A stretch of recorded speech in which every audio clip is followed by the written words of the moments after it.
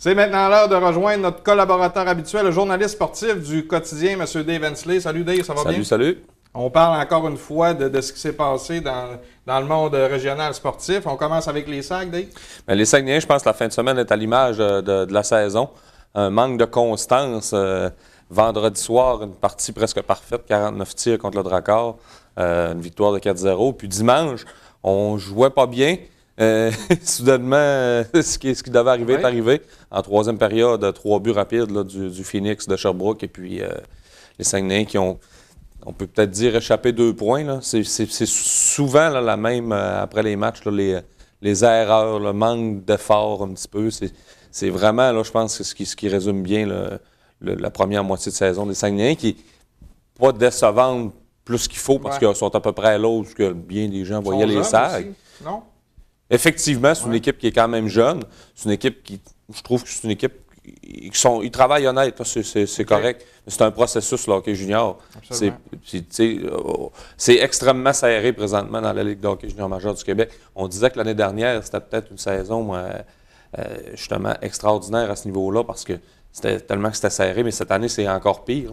Je pense que c'est 4 premières équipes à égalité au premier rang et puis les 7 premières équipes, il y a 2 points là, qui séparent. Donc, on va vraiment avoir, je pense, à partir des transactions des fêtes, là, on va faire peut-être le niveau va être un petit peu plus élevé pour certaines équipes. D'autres équipes vont avoir de la misère à suivre le rythme. Est-ce que tu t'attends à des grosses transactions de la part des Sags? J'imagine qu'on va y aller pour, sans dire liquider nos meilleurs éléments pour préparer l'avenir ou on va essayer d'y aller? On dit liquidation, mais c'est une transition également. Exact. Olivier Galipeau qui va quitter, là, on ne fera pas de cachette. Mais c'est pas de dire comme Moncton l'an dernier, puis les Sags vont perdre tous les matchs à partir du mois de janvier. Je pense qu'on veut quand même garder une équipe compétitive. Le marché à Chicoutimi fait qu'on doit garder une équipe compétitive. Mais c'est pas de mauvaise chose que les Sags finissent 15, 16e. On aura un excellent choix au repêchage. On pourra rentrer un joueur d'impact dès l'an prochain. Un joueur de 16 ans. Ça fait longtemps que les Saguenayens n'ont pas repêché dans le top 5.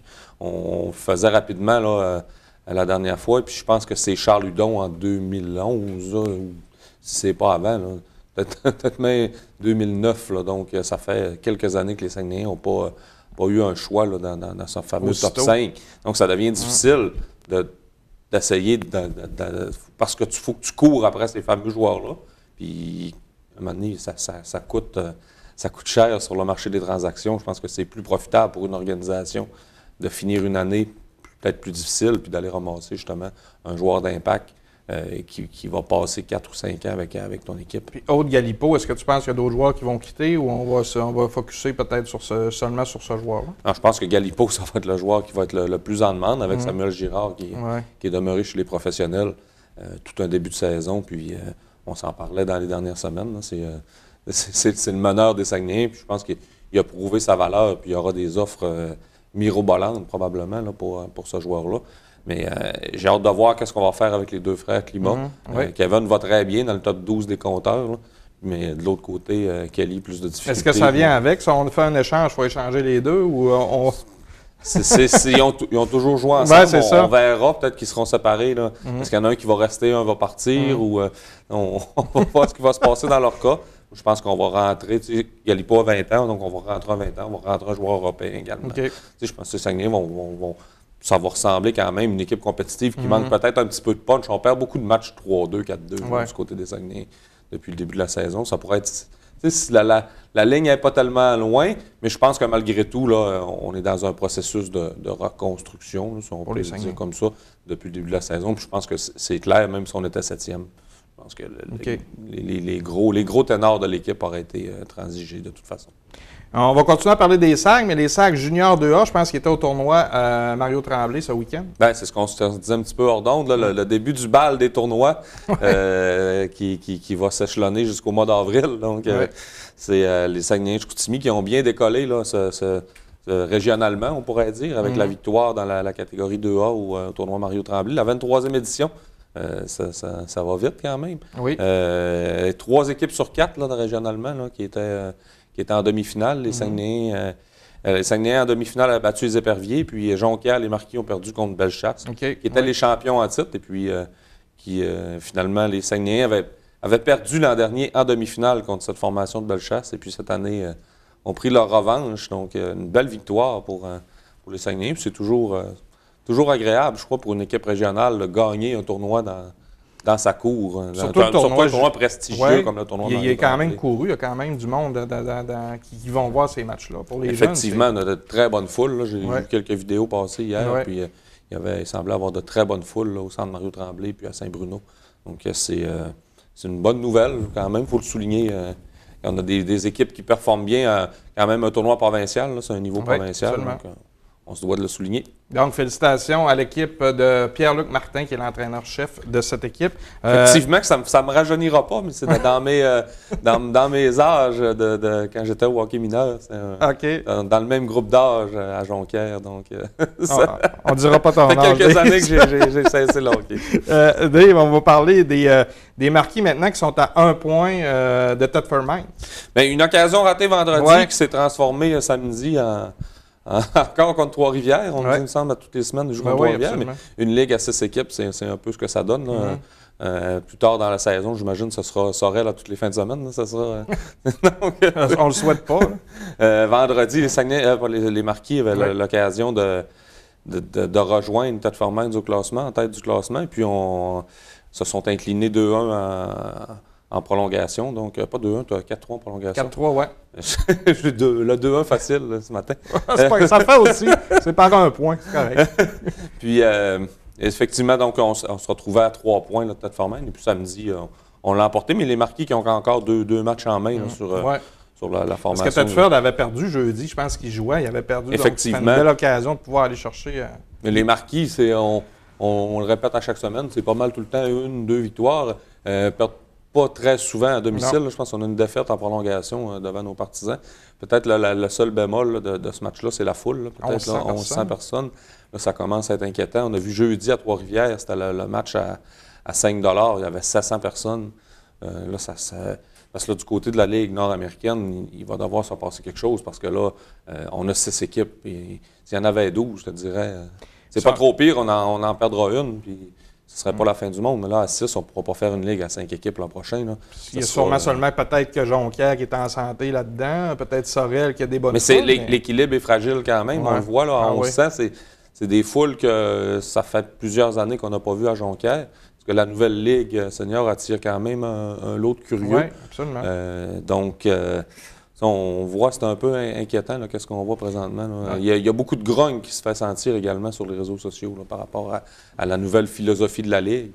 Mais c'est difficile de revoir une Ligue. Je pense que ça ne peut pas revenir comme c'était dans les années 90. Là. Tout le folklore qu'on a vu, les dans le temps des Condors, puis c'était un peu... c'était les débuts. On n'en reviendra pas là, mais je pense que ça devient difficile à partir du moment qu'il n'y en a plus dans le junior. Il n'y a aucune relève qui pousse. Là, je veux dire, je pense que dans le junior, j'ai vu 2 bagarres cette année.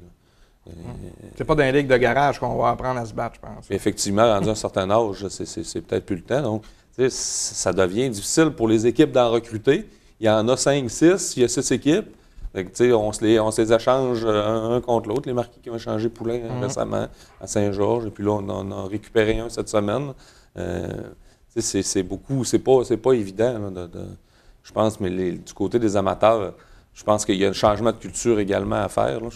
Et ça va toujours rester un hockey différent, là, un hockey peut-être plus robuste, plus d'énergie que le hockey junior. Il va falloir qu'ils repensent un petit peu parce que 1100 personnes pour une équipe qui est gagnante, en fait, c'est pas beaucoup. Puis je pense qu'on dirait que ça va en diminuant. Mais effectivement, ça va. C'est ce qui est inquiétant, c'est que c'est parti à 1600, puis là, ça descend tranquillement pas vite. Donc on verra là, la semaine prochaine, samedi prochain, encore une fois. Mais le samedi, c'est tout le temps plus compliqué également. Là. Je pense que le vrai indicateur, ce sera un match le vendredi. Là. Cette semaine, c'est encore un samedi. Peut-être qu'il y a trop de matchs aussi. Peut-être diminuer le nombre de matchs dans la saison. On l'a déjà fait, on est rendu à 38. 38, on était à pas loin de 50. Je pense que ça a déjà été 46, 48. Ouais, donc, on a quand même fait un bout, mais c'est sûr qu'il y a des changements aussi importants que Richard Martel veut faire dans cette ligue-là. Ça va venir, ça n'aura pas le choix de faire mal à quelque part parce que il y a des gens qui sont restés un petit peu très nostalgiques là, du temps que il y avait 3 secondes de jouer, puis il y avait eu 5 bagarres. C'est plate, mais c'est ça, je pense. On veut présenter autre chose, mais c'est difficile d'aller chercher une nouvelle clientèle parce que la Ligue nord-américaine resterait très identifiée de ligne de goon ou que le niveau de jeu. Absolument. Et je regardais encore là, de James Desmarais en fin de semaine. Quel joueur de hockey. C'est un joueur qui a roulé sa bosse en Europe, il arrive ici. C'est je pense, 21 points en 15 matchs. Il y a vraiment beaucoup de talent dans cette ligue-là. C'est une ligue, je pense, qui gagne à être découverte.